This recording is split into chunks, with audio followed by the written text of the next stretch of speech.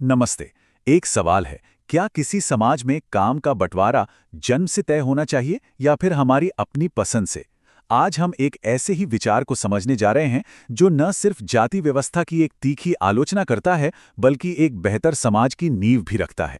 तो चलिए इस मुद्दे की जड़ तक चलते हैं। देखिए, इस सोर्स का सबसे पहला और बड़ा तर्क ये है कि जाति व्यवस्था सिर्फ समाज को ही नहीं बांटती, ये हमारी अर्थव्यवस्था की नींव को भी एक तरह से कमजोर करती है। ये लेबर को यानी श्रम को व्यवस्थित करने का एक ऐसा तरीका है जो शुरू से ही कह सकते हैं दोषपूर्ण है। और ये सिर्फ कोई राय नहीं है, ये एक सीधा सीधा आरोप है। सोर्स का ये दावा कि जाति व्यवस्था ही भारत में बेरोजगारी का एक प्रमुख कारण है, ये बात हमें रुककर सोचने पर मजबूर करती है ना? ये एक बहुत बड़ा स्टेटमेंट है। तो चलिए पड़ताल करते हैं कि आखिर लेखक इस चौंकाने वाले नतीजे पर पहुंचते कैसे हैं। अच्छा, इससे पहले कि हम आगे बढ़ें, ये जान लेना जरूरी है कि ये विचार आ कहां से रहे हैं। तो ये जो पूरा विश्लेषण है, ये बीएसटी बीपीसी 2015 के एक टेक्स्ट पर आधारित है, जिससे हमें इसका पूरा कॉन्टेक्स्ट समझने में मदद मिलेगी। अब यहाँ पर लेखक एक बहुत ही जरूरी फर्क समझाते हैं। देखिए, एक तरफ है काम का स्वाभाविक बंटवारा, मतलब जहाँ कोई अपने जुनून और अपने हुनर के हिसाब से अपना रास्ता चुनता है, और दूसरी तरफ है जाति व्यवस्था की वो जंजीरें जो जन्म के साथ ही किसी के माथे पर उसका पेशा लिख देती हैं, उसकी अपनी पसंद को पूरी तरह से नजरअंदाज करते हुए। सोर्स के मुताबिक यही वो रिजिडिटी है, वो कठोरता है जो सारी समस्याओं की जड़ है। तो सवाल ये है कि इस जन्म आधारित व्यवस्था का अंजाम क्या होता है। चलिए अब इसके आर्थिक परिणामों पर जरा गौर करते हैं कि कैसे एक इंसान की रुचि को दबाना पूरे देश की तरक्की में एक रुकावट बन जाता है।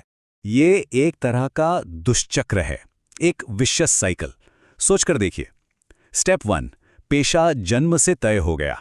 स्टेप 2, किसी की अपनी पसंद और हुनर को पूरी तरह नजरअंदाज कर दिया गया। तो इसका नतीजा क्या होगा? जाहिर है, स्टेप 3, वो इंसान बिना किसी लगाव या जुनून के काम करेगा। और आखिर में स्टेप 4, पूरे समाज को आर्थिक अक्षमता मतलब इकोनॉमिक इनएफिशिएंसी का सामना करना पड़ता है। ये एक सीधी और सच कहें तो बहुत विनाशकारी चेन है। और इसका मनोवैज्ञानिक असर मतलब दिमागी तौर पर क्या असर पड़ता है, ये जो कोट है ये इसे बिल्कुल साफ कर देता है। जब किसी को अपनी इच्छा के खिलाफ कोई काम करने पर मजबूर किया जाता है तो दिमाग क्या करता है? वो काम को टालने और उसे बस किसी तरह निपटाने के बहाने ढूंढता है। ये तो ह्यूमन नेचर है ना? तो असली समस्या क्या है? लेखक के हिसाब से ये सिर्फ कामचोरी नहीं है, बल्कि ये एक बहुत गहरी उदासीनता है। ये सिस्टम लोगों को ऐसी भूमिकाओं में धकेल देता है जहां न तो दिल लगता है और ना ही दिमाग। और सोचिए, जब दिल और दिमाग ही काम में ना लगें तो फिर एक्सेलेंस की, उत्कृष्टता की उम्मीद करना ही बेमानी है। तो अब तक हमने समस्या की गहराई को तो समझ लिया, लेकिन अच्छी बात यह है कि ये विश्लेषण सिर्फ आलोचना पर ही नहीं रुकता। अब यहाँ से कहानी एक रचनात्मक मोड़ लेती है, जहाँ लेखक हमें प्रॉब्लम से सॉल्यूशन की तरफ ले जाते हैं। और यहीं पर यह विश्लेषण एक बहुत ही पावरफुल सवाल खड़ा करता है कि अगर जन्म पर आधारित यह व्यवस्था इतनी ही गलत है तो फिर इसकी जगह होना क्या चाहिए? एक आइडियल सोसाइटी, एक आदर्श समाज की तस्वीर आखिर होगी कैसी? ये सवाल हमें सिर्फ आलोचना करने से रोककर कुछ नया, कुछ कंस्ट्रक्टिव सोचने के लिए प्रेरित करता है। तो इस बड़े सवाल के जवाब में लेखक एक आदर्श समाज का एक बहुत ही साफ खाका पेश करते हैं। एक ऐसा समाज जो 3 मजबूत पिलर्स, 3 स्तंभों पर टिका है। तो आइए इन स्तंभों को एक एक करके समझते हैं। और वो 3 स्तंभ हैं स्वतंत्रता, समता और भ्रातृत्व, लिबर्टी, इक्वालिटी एंड फ्रेटर्निटी। ये सिर्फ सुनने में अच्छे लगने वाले शब्द नहीं हैं, बल्कि लेखक के अनुसार ये एक ऐसे समाज की असली नींव है जो हर किसी को आगे बढ़ने का बराबर मौका देता है। तो पहला स्तंभ है स्वतंत्रता। अब यहाँ इसका मतलब सिर्फ पॉलिटिकल फ्रीडम नहीं है, इसका मतलब है अपना प्रोफेशन, अपना पेशा चुनने की आज़ादी।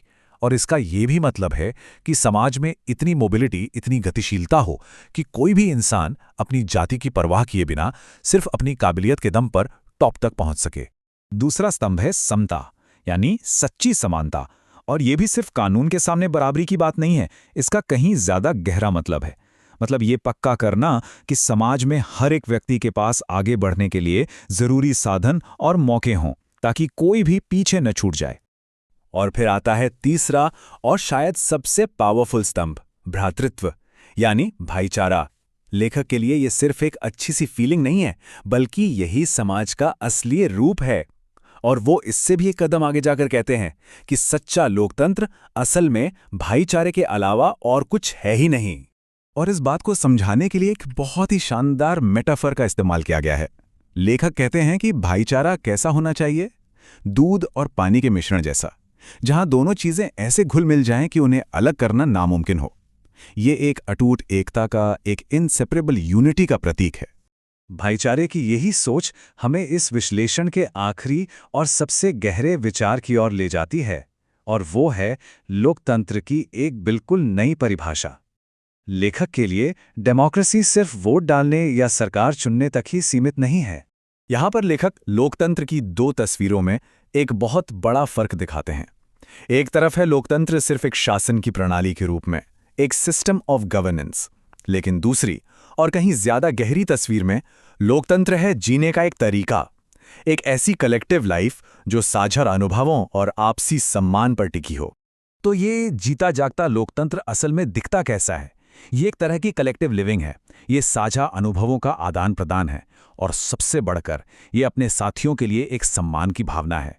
कुल मिलाकर एक एक्टिव और वाइब्रेंट समाज।